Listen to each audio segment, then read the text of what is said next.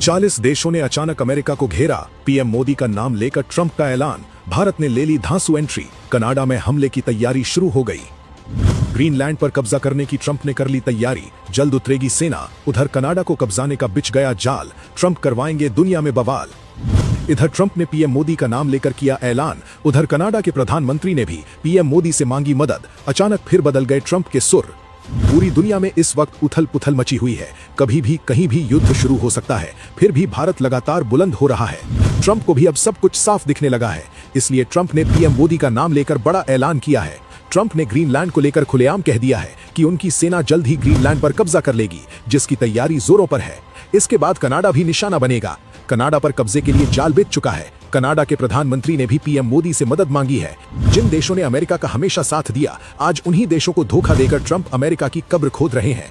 जब से ट्रंप ने मैप के जरिए कनाडा को अमेरिका का हिस्सा बताया है, तब से ही कनाडा की सेना ने युद्ध की तैयारियां शुरू कर दी है। सुपर पावर अमेरिका के सामने कनाडा की क्या औकात है। फिर भी कनाडाई सेना ने युद्ध के आधार पर मिलिट्री मॉडल तैयार कर लिया है। अमेरिका के हमले का जवाब देने के लिए कनाडा ने अपना प्लान रेडी कर लिया है। आपको जानकर हैरानी होगी कि एक समय में अमेरिका में सिर्फ 13 राज्य हुआ करते थे। आज कब्जा करते करते ये बढ़कर 50 राज्य हो गए हैं और कनाडा को 51वां राज्य बनाने की तैयारी चल रही है। उधर कनाडा भी युद्ध के लिए तैयार है, लेकिन कनाडा सुपर पावर अमेरिका के सामने कितनी देर टिक सकता है, ये भी जान लीजिए।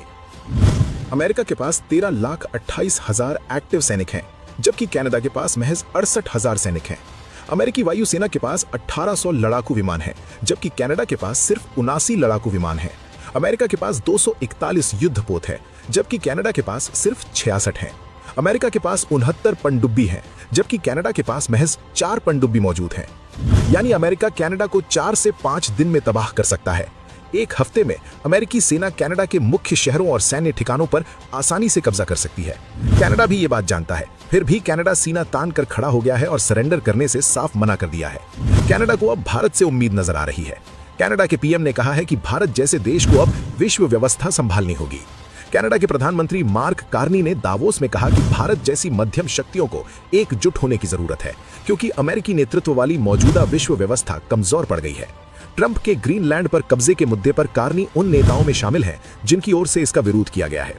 मार्क कार्नी ने दिल्ली को नए ग्लोबल ऑर्डर में अहम माना है। कनाडा फिलहाल भारत के साथ फ्री ट्रेड पर बातचीत कर रहा है। कनाडा के पीएम ने यह भी कहा कि भारत को नजरअंदाज करना एक बहुत बड़ी गलती साबित हो सकती है और आने वाले समय में भविष्य भारत का ही है। कनाडा के पीएम को भारत से मदद की उम्मीदें हैं। यूरोप के देश भी ट्रंप के खिलाफ दिखाई दे रहे हैं। ट्रंप अब उस यूरोप को धमका रहे हैं जिसके साथ मिलकर अमेरिका ने कई बड़े युद्ध और कई बड़े ऑपरेशन किए, जो कि अब अमेरिका के पतन का संकेत देने लगे हैं। कनाडा को नया स्टेट बनाकर अमेरिका में मिलाने की धमकी देने वाले ट्रंप को अमेरिका में ही विरोध का सामना करना पड़ रहा है।